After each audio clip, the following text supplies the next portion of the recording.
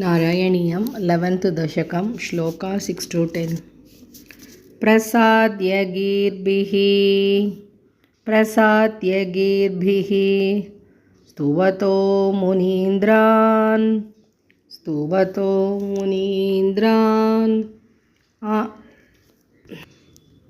अनन्यनाथावत पार्षदौ संरम्भयोगेन भवैस्त्रिभिर्माम्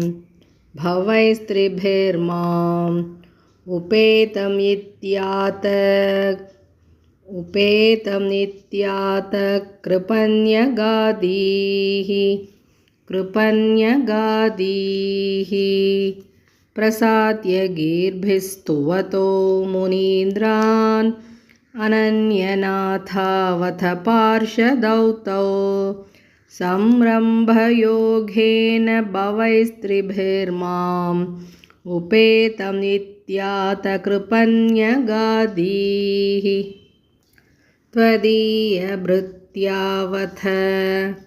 त्वदीयभृत्यावथ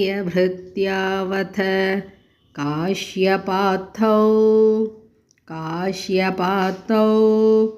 सुरारिवीराउदितौ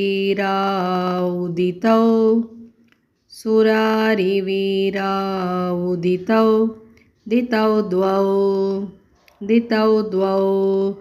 सन्ध्यासमुत्पादन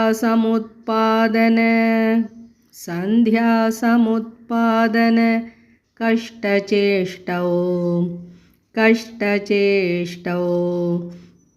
यमौ च लोकस्य यमाविवान्यौ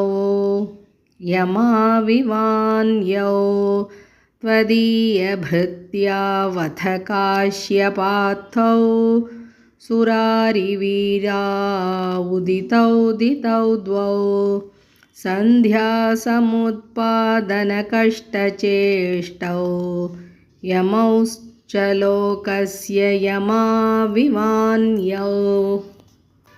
हिरण्यपूर्वः कशिपुः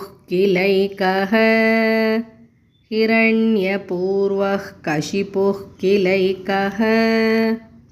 परो हिरण्याक्ष इति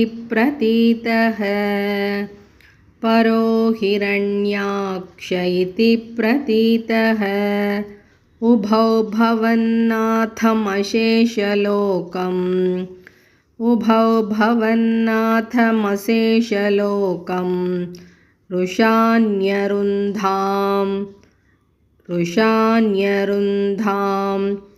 निजवासनान्धौ हिरण्यपूर्वः कशिपुः किलैकः परो हिरण्याक्ष इति प्रतीतः उभौ भवन्नाथमशेषलोकं रुषान्यरुन्धां निजवासनान्धौ तयोर्हिरण्याक्ष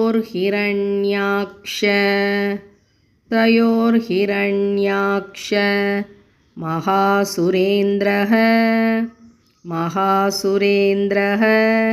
रणाय धावन्ननवाप्तवैरी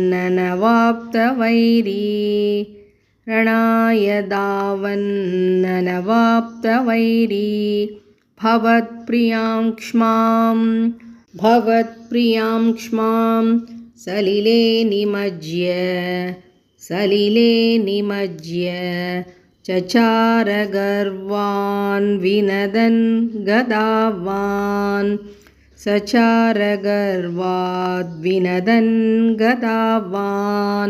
तयोर्हिरण्याक्ष महासुरेन्द्रः रणाय धावन्ननवाप्तवैरी भवत्प्रियाङ्क्ष्मां सलिले निमज्य चचार गर्वाद्विनदन् गदावान् ततो जलेशात्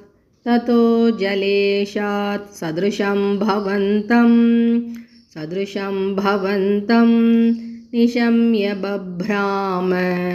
निशम्य बभ्राम गवेशयंस्त्वां भक्तैकदृश्यस्य कृपानिधे त्वं निरुन्धिरोगान् मरुदालयेश ततो जलेशात् सदृशं भवन्तं निशम्य बभ्राम गवेशयंस्त्वां भक्तैकदृश्यस्य कृपानिधे त्वं निरुन्धिरोगान् मरुदालयेश ततो जलेशात् सदृशं भवन्तं निशम्य बभ्राम गवेशयंस्त्वां भक्तैकदृश्यस्य कृपानिधे त्वं निरुन्धिरोगान् मरुदालयेश इति श्रीमन्नारायणीये सनकादीनां वैकुण्ठप्रवेशवर्णनं जय विजयशापवर्णनं हिरण्यकशिपु हिरण्याक्षोत्पत्तिवर्णनं चेति 11 दशकं समाप्तं। नारायणाखिलगुरो भगवन्नमस्ते। सर्वत्र गोविन्दनामसङ्कीर्तनं गोविन्द गोविन्द।